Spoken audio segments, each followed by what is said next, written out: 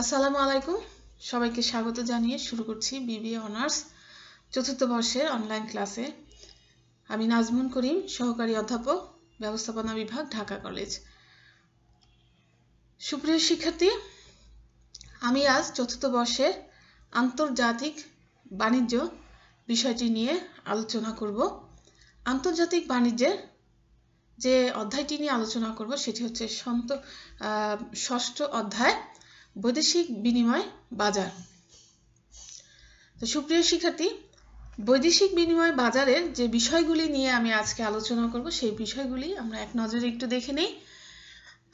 প্রথমে আমরা যেটি শিখব সেটি হচ্ছে বৈদেশিক বিনিময় কি, বৈদেশিক বিনিময় বাজার কি, বৈদেশিক বিনিময় বাজারের বৈশিষ্ট্যসমূহ, বৈদেশিক বিনিময় হার কি, বৈদেশিক বিনিময় হার কিভাবে নির্ধারিত হয় এবং বিনিময় হার পরিবর্তনের কারণসমূহ। তো প্রিয় শিক্ষার্থী, তাহলে আমরা প্রথমেই চলে যাই বৈদেশিক বিনিময় কি। দেখো, বৈদেশিক বিনিময় হচ্ছে নিজ দেশের মুদ্রা ব্যতীত অন্য সকল দেশের মুদ্রাকে বলা হয় বৈদেশিক মুদ্রা। বৈদেশিক বিনিময়ের মাধ্যমে মুদ্রাকে ভিন্ন দেশীয় মুদ্রায় রূপান্তরিত করে আন্তর্দেশীয় লেনদেন সমাপন্ন করা হয়। এই কারণে বৈদেশিক বিনিময় হচ্ছে আন্তর্জাতিক দায় পরিশোধের একটি পদ্ধতি। সুপ্রিয় শিক্ষার্থী, বৈদেশিক বিনিময় সম্পর্কে বিভিন্ন অর্থনীতিবিদগণ বিভিন্নভাবে তাদের মতামত ব্যক্ত করেছেন। আমরা প্রথমেই দেখি অধ্যাপক টমাসের মতে তিনি কি বলেছেন। দেখো, বৈদেশিক বিনিময় হলো অর্থনীতির একটি শাখা যার সাহায্যে বিশ্বের বিভিন্ন দেশের জনগণের মধ্যকার উদ্ভূত দেনা পাওনা নিষ্পত্তি করার জন্য নীতি নির্ধারণ করা হয়। আবার professor RJ. রুফিন and PR. Gregory বলেন, foreign exchange is the national currency of another country that is needed to carry out international transaction. এরপরে অধ্যাপক হার্টলি উইথার্স বলেন, বৈদেশিক বিনিময়কে আন্তর্জাতিক লেনদেনের একটি কৌশল হিসাবে চিহ্নিত করা যায়, যার সাহায্যে একটি দেশের সাথে বিশ্বের অন্যান্য দেশের বাণিজ্যিক দায় পরিশোধিত হয়। অর্থাৎ কি আমরা বলতে পারি যে বৈদেশিক মুদ্রার বাজার মুদ্রা ক্রয় বিক্রয়কে বলা হয়। দেখো, তাহলে আন্তর্জাতিক বাণিজ্যের মাধ্যমে যে উদ্ভূত দেনা পাওনা সমূহ নিষ্পত্তির জন্য এক দেশের মুদ্রাকে অন্য দেশের মুদ্রায় রূপান্তরিত করে আন্তর্দেশীয় দেনা পাওনা নিষ্পত্তির প্রক্রিয়াকে বৈদেশিক বিনিময় বলে। তাহলে কি, আচ্ছা, বৈদেশিক মুদ্রার বাজারে মুদ্রা ক্রয় বিক্রয়কে বলা হয় বৈদেশিক বিনিময়। তা আশা করি সুপ্রিয় শিক্ষার্থী, বৈদেশিক বিনিময় কি তোমরা বুঝতে পেরেছ। এরপরে আমি যেটিতে যাব সেটি হচ্ছে বৈদেশিক বিনিময় বাজার কি।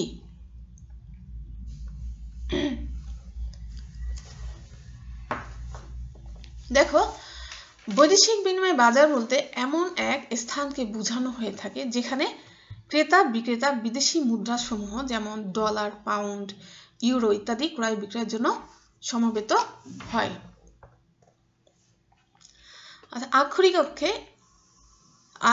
আক্ষরিক অর্থে এটি বাজার হিসাবে বিবেচিত হয়ে থাকলেও বাজার শব্দটি এ পদে অনেকটা বিমূর্ত অর্থে ব্যবহৃত হয়। অর্থাৎ কি, এক দেশের মুদ্রার সাথে বিদেশি মুদ্রার যে বিনিময় নিয়ে বৈদেশিক বিনিময় বাজার গঠিত হয়।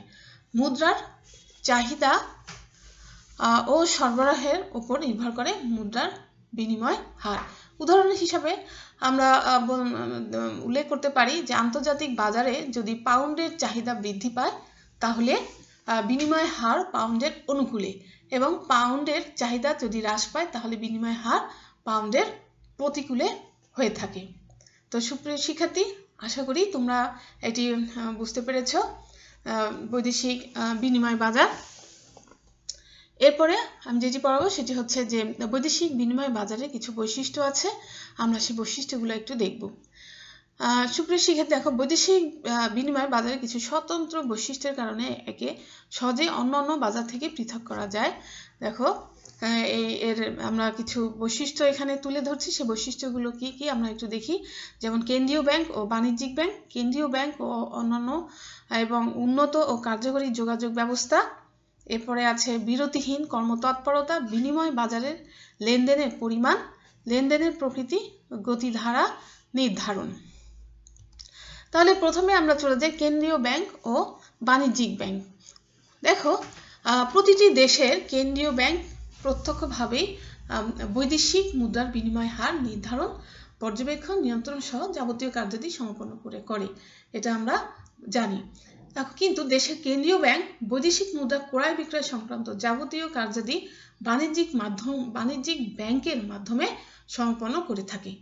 তো সেহেতু বলা যায় যে মুদ্রা ক্রয় বিক্রয় বৈদেশিক বিনিময় বাজারের একটি বিশেষ বৈশিষ্ট্য। এরপরে আছে কি কেন্দ্রীয় ব্যাংক এবং অন্যান্য। দেখো, বাণিজ্যিক ব্যাংকের বাইরেও কেন্দ্রীয় ব্যাংক তার অনুমোদিত ডিলার ও অন্যান্য মাধ্যমে বৈদেশিক মুদ্রা ক্রয় বিক্রয় করে থাকে। এক্ষেত্রে কেন্দ্রীয় ব্যাংক ডিলার সহ কি করে, অন্যান্যদেরকে বৈদেশিক বিনিময় সংক্রান্ত বিভিন্ন ধরনের সুযোগ সুবিধা দিয়ে থাকে। বাণিজ্যিক ব্যাংক আবার কি করে, বাণিজ্যিক ব্যাংকের বাইরেও ডিলার সহ অন্যান্যদের মাধ্যমে মুদ্রা ক্রয় বিক্রয়ের বিষয় বিনিময় বাজারের অন্যতম একটি বৈশিষ্ট্য হিসেবে বিবেচনা করা হয়। এরপর দেখো, উন্নত ও কার্যকরী যোগাযোগ ব্যবস্থা। সুপ্রিয় শিক্ষার্থী দেখো, বৈদেশিক বিনিময় বাজারে একটি বিশেষ বৈশিষ্ট্য হলো এতে যে উন্নত ও কার্যকরী যোগাযোগ ব্যবস্থার প্রয়োগ। যেমন উন্নত ও কার্যকরী যোগাযোগ ব্যবস্থা বৈদেশিক বিনিময় বাজার সমূহকে ব্যাপকভাবে প্রভাবিত করছে। যেমন এক্ষেত্রে যেমন দেখো, সনাতন এয়ারমেল ও টেলিগ্রামের জায়গায় এসেছে কি দ্রুতগতির টেলিফোন, টেলেক্স ও ফ্যাক্স ব্যবস্থা। এরপরে দেখো আসছে বিরতিহীন কর্মতৎপরতা। দেখো, বর্তমানে সারা বিশ্বে বিরামহীনভাবে বৈদেশিক বিনিময় বাজারের কার্যক্রম পরিচালিত হয়ে থাকে। শুরু হয় সূর্যোদয়ের দেশ জাপানের টোকিও বাজার থেকে সূর্যের পশ্চিমমুখী পরিক্রমার সাথে সঙ্গতি রেখে পরবর্তীতে বাজার চলে আসে এশিয়ার প্রধান কেন্দ্র সিঙ্গাপুরে। সব শেষে লেনদেনের অন্তিম বা শেষ পর্যায়ে শুরু হয় ইউরোপের বাজার সমূহ। সুতরাং দেখা যায় যে বৈদেশিক বিনিময় বাজারের কার্যক্রম বিরতিহীনভাবে কর্মতৎপরতার সাথে পরিচালিত হয়ে আসছে। বলা যায় বিনিময় বাজারের এটি একটি অন্যতম বৈশিষ্ট্য।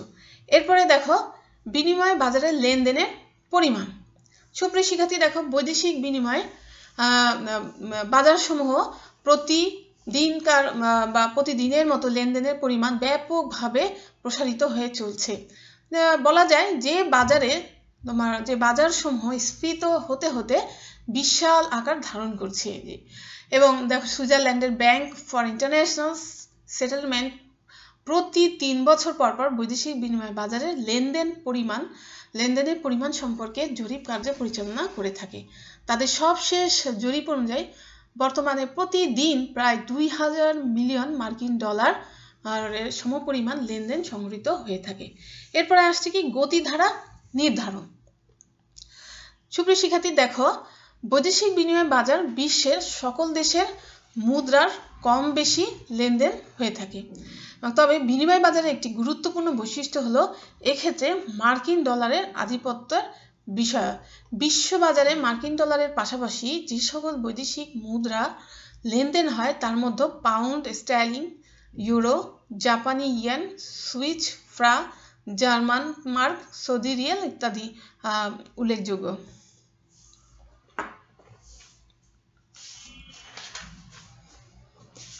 সুপ্রিয় শিক্ষার্থী, এরপরে আমরা যেটা শিখবো সেটা হচ্ছে বৈদেশিক বিনিময় হার কি। দেখো, আন্তর্জাতিক লেনদেন নিষ্পত্তির ক্ষেত্রে বৈদেশিক বিনিময় হার গুরুত্বপূর্ণ পদ্ধতি হিসাবে বিবেচিত। এক দেশের মুদ্রা অন্য দেশে প্রচলিত না হয় আমদানিকৃত দেশের মুদ্রা বা পারস্পরিকভাবে নির্ধারিত কোনো মুদ্রায় বাণিজ্যিক লেনদেন পরিশোধ করতে হয়। ফলে যে হারে এক দেশের মুদ্রার সাথে অন্য দেশের মুদ্রার পরিবর্তন বা বিনিময় হয় তাই বৈদেশিক মুদ্রার বিনিময় হার হিসাবে পরিচিত। দেখো আমরা উদাহরণ হিসেবে বলতে পারি বাংলাদেশের 70.50 টাকার 1 মার্কিন ডলার ক্রয় করা হয়। তাহলে এই ক্ষেত্রে টাকা ও ডলারের বিনিময় হার হলো 70.50 টাকা সমান 1 ডলার, বা আমরা অনুপাত হিসেবে বলতে পারি যে 70.50 অনুপাত 1। তো আশা করি তোমরা বিনিময় হারটি বুঝতে পেরেছ। এরপরে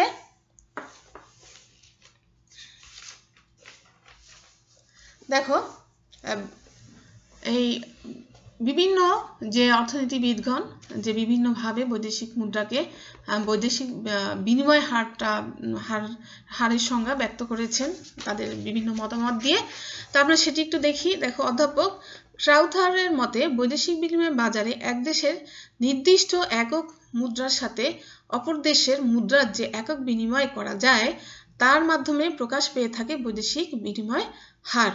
আবার অর্থনীতিবিদ গুস্তাভ ক্যাসলের মতে দেশীয় মুদ্রা যে অনুপাতে বা হারে বৈদেশিক মুদ্রার সাথে বিনিময় করা হয় তাই বৈদেশিক বিনিময় হার। অর্থাৎ আমরা এখানে কি বলতে পারি যে এই আলোচনা থেকে আমরা বলতে পারি যে যে অনুপাত বা হারে এক দেশের মুদ্রা অন্য দেশের মুদ্রায় রূপান্তরিত করা হয় তাকে বলা হয় বৈদেশিক বিনিময় হার বা বৈদেশিক মুদ্রার বিনিময় হার। অর্থাৎ যে হারে বিভিন্ন মুদ্রার পরিবর্তন বা বিনিময় তাই মুদ্রার বিনিময় হার। অর্থাৎ বিনিময় হার হলো দেশীয় মুদ্রার সেই মূল্য যা অন্য একটি দেশের মুদ্রার জন্য প্রদান করতে হয়। তো সুপ্রিয় শিক্ষার্থী, আশা করি তোমরা বৈদেশিক বিনিময় হারটি বুঝতে পেরেছ। এখন আমি যেটি পড়াবো সেটি হচ্ছে বৈদেশিক বিনিময় হার কিভাবে নির্ধারিত হয়। দেখো বৈদেশিক বিনিময় হার কতগুলো সুনির্দিষ্ট উপাদান যেমন দুই দেশের মুদ্রার চাহিদা ও যোগান, পারস্পরিক ক্রয় ক্ষমতা ইত্যাদির উপর নির্ভর করে। একটি নির্দিষ্ট মুদ্রার বিনিময় হার অন্যান্য মুদ্রার তুলনায় কি হবে সে সম্পর্কে কতগুলো তথ্যের প্রচলন রয়েছে। আমরা সেই তথ্যগুলো একটু দেখি। প্রথমে দেখো স্বর্ণমানের ব্যবস্থায় বিনিময় হার নির্ধারণ এবং রূপান্তর অযোগ্য কাগজি মুদ্রা ব্যবস্থার অধীনে বিনিময় হার নির্ধারণ। তো আমরা একটি মূল আলোচনায় আমরা চলে যাই। ফার্স্টে দেখো আবার রূপান্তর অযোগ্য বা অপরিবর্তনীয় কাগজি মুদ্রা ব্যবস্থায় বিনিময় হার নির্ধারণের ক্ষেত্রে দুটি তত্ত্বের প্রচলন রয়েছে। সেই তত্ত্ব দুটি কি? একটি হচ্ছে ক্রয় ক্ষমতা সমতা তত্ত্ব, আর একটি হচ্ছে লেনদেন বা চাহিদা ও যোগান তত্ত্ব। সুপ্রিয় শিক্ষার্থী, আমরা এখন যেটি জানবো সেটি হচ্ছে যে প্রথম তত্ত্বটি যে স্বর্ণমানের ব্যবস্থায় বিনিময় হার কিভাবে নির্ধারণ করা হয় সেটি আমরা দেখি। দেখো যে ক্ষেত্রে স্বর্ণমূল্যের উপর ভিত্তি করে কোনো দেশের মুদ্রার সাথে অন্য কোনো দেশের মুদ্রার বিনিময় হার নির্ধারিত হয় তাই স্বর্ণমান মুদ্রা ব্যবস্থা হিসাবে বিবেচিত। এই নিয়মে দুটি দেশের মুদ্রার বিনিময় হার দেশ দুটির নিজস্ব মুদ্রার অভ্যন্তরীণ স্বর্ণের পরিমাণের মাধ্যমে নির্ধারিত হয়ে থাকে। এই ব্যবস্থায় দেশসমূহের মধ্যে স্বর্ণের অবাধ চলাচল বিরাজমান থাকে। বর্তমানে এই ব্যবস্থার প্রচলন নেই বললেই চলে। অর্থাৎ কি দেখো, যে ক্ষেত্রে স্বর্ণের মূল্যের উপর ভিত্তি করে স্বর্ণের মূল্যের উপরে ভিত্তি করে কোনো দেশের মুদ্রার সাথে অন্য কোনো দেশের মুদ্রার বিনিময় হার নির্ধারিত হয় তাই কি স্বর্ণমান মুদ্রা ব্যবস্থা হিসাবে পরিচিত। এক্ষেত্রে দেখো এক দেশের মুদ্রার বিনিময়ে কি পরিমাণ বিদেশি মুদ্রা পাওয়া যাবে সেটি নির্ভর করে দেশ দুটির সাথে বা দেশ দুটির স্বর্ণের পরিমাণের মাধ্যমে। অর্থাৎ দেশ দুটির একক মুদ্রার বিনিময়ে কি পরিমাণ স্বর্ণ ক্রয় করা যাবে তার দ্বারা মুদ্রার বিনিময় হার নির্ধারিত হয়ে থাকে। যেমন উদাহরণ হিসাবে আমরা বলতে পারি যে দেখো যে বাংলাদেশে 70.50 টাকা যা কেন্দ্রীয় ব্যাংক কর্তৃক নির্ধারিত এবং যুক্তরাষ্ট্রের $1 যা ফেডারেল রিজার্ভ কর্তৃক নির্ধারিত। অর্থাৎ কি বাংলাদেশে 70.5 টাকার দ্বারা সমপরিমাণ স্বর্ণ ক্রয় করা যায় তাহলে বাংলাদেশের টাকা এবং যুক্তরাষ্ট্রের ডলারের বিনিময় হার হবে 70.50 টাকা সমান সমান 1 মার্কিন ডলার। তো সুপ্রিয় শিক্ষার্থী, আমরা বুঝলাম স্বর্ণমান ব্যবস্থায় বিনিময় হার নির্ধারণ কিভাবে হয় সেটি আমরা দেখলাম। এখন আমরা যেটি দেখব সেটা হচ্ছে যে রূপান্তর অযোগ্য কাগজি মুদ্রা ব্যবস্থার অধীনে বিনিময় হার কিভাবে নির্ধারিত হয় সেটি আমরা এখন দেখব। সুপ্রিয় শিক্ষার্থী, দেখো, রূপান্তর অযোগ্য কাগজি মুদ্রা ব্যবস্থায় বৈদেশিক বিনিময় হার নির্ধারণে দুটি তত্ত্ব প্রচলিত রয়েছে, আমরা সেটা আগেই দেখলাম। একটা হচ্ছে ক্রয় ক্ষমতা সমতা তত্ত্ব, আরেকটি কি ছিল যে লেনদেনের ভারসাম্য বা চাহিদা ও যোগান তত্ত্ব। তো আমরা এখন একটু দেখি যে ক্রয় ক্ষমতা সমতা তত্ত্বটি কি। দেখো, সুইডিশ অর্থনীতিবিদ গুস্তাভ ক্যাসেল এ তথ্যের মাধ্যমে মুদ্রার বিনিময় হার নির্ধারণের একটি কার্যকর ধারণা প্রদান করেছেন। তিনি বলেন, দুটি দেশের মুদ্রার বিনিময় হার নির্ধারিত হবে ওই দেশ দুটির ক্রয় ক্ষমতার মাধ্যমে, অর্থাৎ কোনো দেশের মুদ্রার মাধ্যমে ওই দেশে কি পরিমাণ পণ্যাদি ক্রয় করা যায় এবং অন্য দেশে সমপরিমাণ পণ্যাদি ক্রয়ে ওই দেশে কি পরিমাণ মুদ্রার প্রয়োজন হয় তার উপরে ভিত্তি করে দেশ দুটির মুদ্রার বিনিময় হার নির্ধারিত হয়। অর্থাৎ উদাহরণ হিসেবে আমরা বলতে পারি, দেখো যে যুক্তরাজ্যে 1 পাউন্ডের মাধ্যমে যদি 1 কেজি গম ক্রয় করা যায় এবং বাংলাদেশের ওই 1 কেজি গমের মূল্য যদি 30 টাকা হয়, তাহলে যুক্তরাজ্যের 1 পাউন্ডের সাথে বাংলাদেশি টাকার বিনিময় হার হবে 1 পাউন্ড সমান সমান 30 টাকা। তো আশা করি সুপ্রিয় শিক্ষার্থী তোমরা বুঝতে পেরেছ। এরপরে আমি যেটি পড়াবো সেটি হচ্ছে লেনদেনের ভারসাম্য বা চাহিদা ও যোগান তত্ত্বটি। এ তত্ত্বের মতে বৈদেশিক মুদ্রার চাহিদা ও যোগানের ভারসাম্যের মাধ্যমে মুদ্রার বিনিময় হার নির্ধারিত হয়ে থাকে। বৈদেশিক দায়ের চেয়ে পাওনার পরিমাণ বেশি হলে লেনদেনের যে দেশের অনুকূল হয় এবং ফলে কি হয়, বৈদেশিক মুদ্রার চাহিদার চেয়ে যোগানের পরিমাণ বেশি হয় এবং এর ফলে বৈদেশিক মুদ্রার অনুপাতে দেশীয় মুদ্রার মূল্য বৃদ্ধি পায়। এতে বিনিময় হার দেশের অনুকূলে পরিবর্তিত হয়ে থাকে। এবং অন্যদিকে দেখো, বৈদেশিক দায়ের চেয়ে পাওনার পরিমাণ কম হলে লেনদেনের ভারসাম্য দেশের প্রতিকূলে হয়, ফলে বৈদেশিক মুদ্রার চাহিদার চেয়ে যোগানের পরিমাণ কম হয়। সুতরাং বৈদেশিক মুদ্রার অনুপাতে দেশীয় মুদ্রার মূল্য হ্রাস পায়, এতে বিনিময় হার দেশের প্রতিকূলে পরিবর্তিত হয়ে থাকে। তো তাহলে কি হয় যে দেখো, বর্তমান সময়ে অর্থাৎ মুক্তবাজার অর্থনীতিতে সময়কালে যে চাহিদা ও যোগান তত্ত্বটি বহুল ব্যবহৃত বা ব্যবহার দেখা যায় এবং বলা যায় যে বর্তমান সময়ে মুদ্রার বিনিময় হার নির্ধারণের ক্ষেত্রে লেনদেন ভারসাম্য বা চাহিদা ও যোগান তত্ত্ব অধিক কার্যকর হিসেবে সকল ক্ষেত্রে বিবেচনা করা হয়।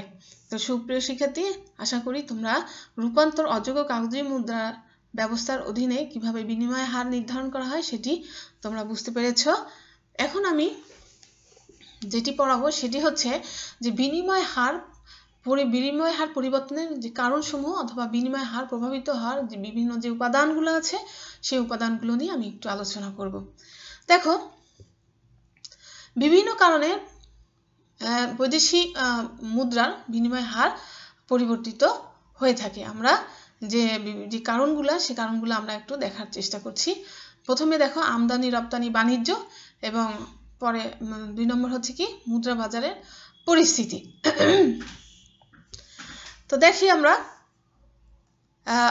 মুদ্রা বাজার পরিস্থিতির মধ্যে আবার অনেকগুলি উপাদান আছে যা বিনিময় হারকে প্রভাবিত করে। সেটি হচ্ছে মুদ্রার চাহিদা ও যোগান, শেয়ার বাজারের প্রভাব, ব্যাংক নীতির প্রভাব, সরকারের আর্থিক নীতি, ফটকা ব্যবসা, মূলধনের স্থানান্তর।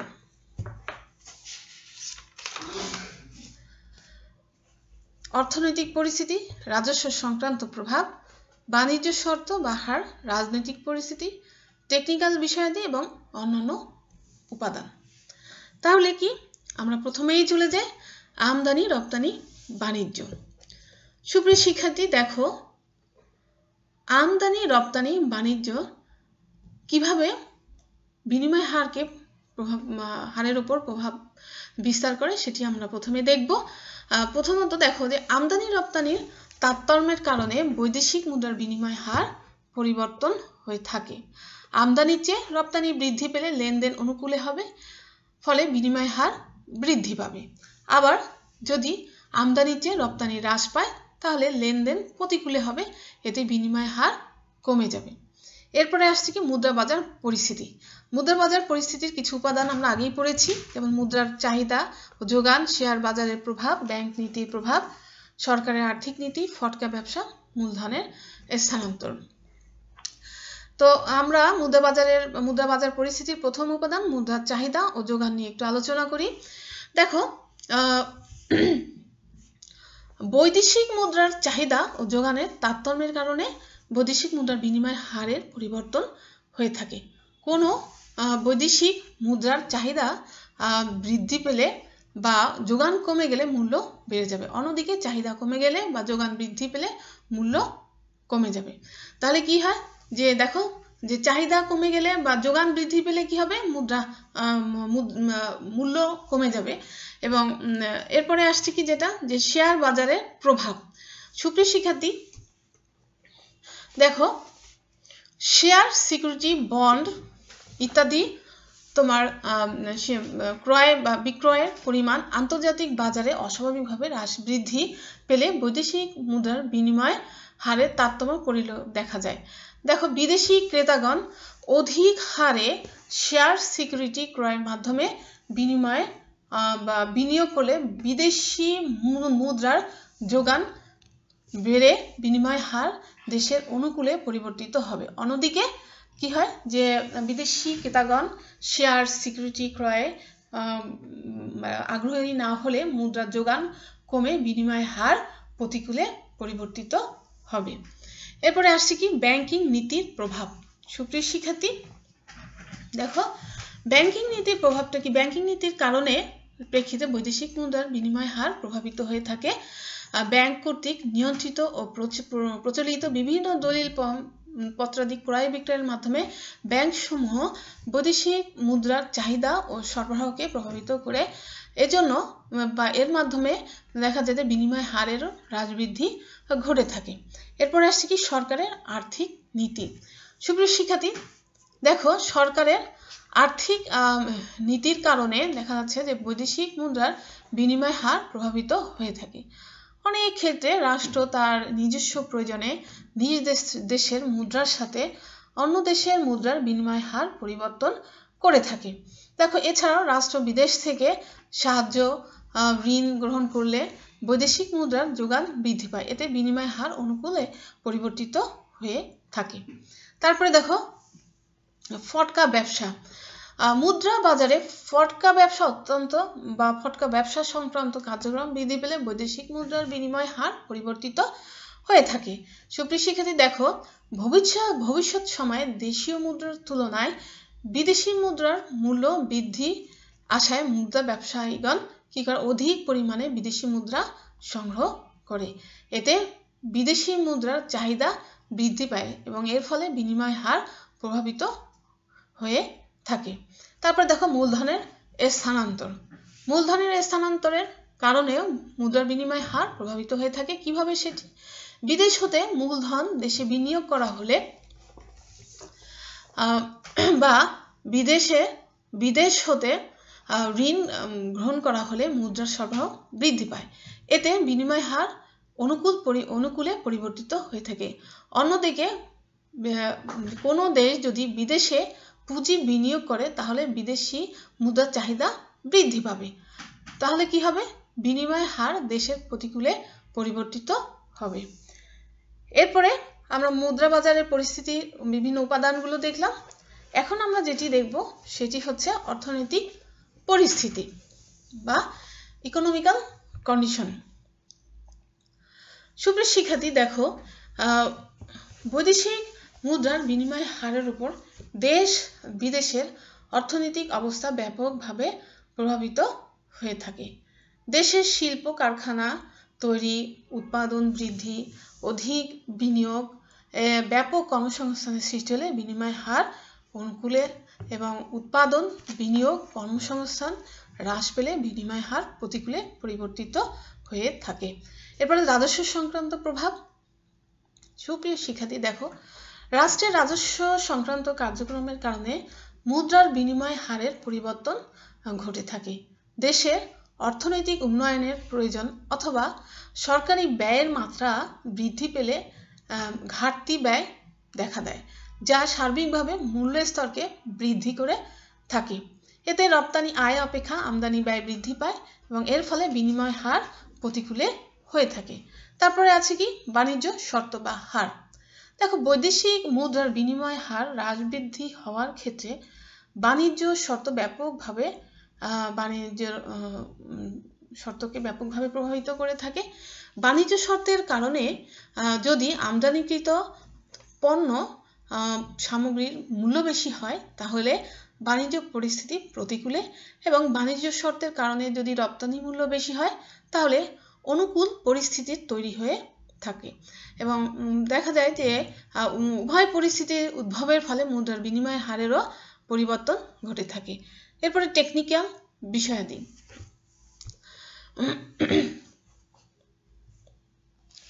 দেখো,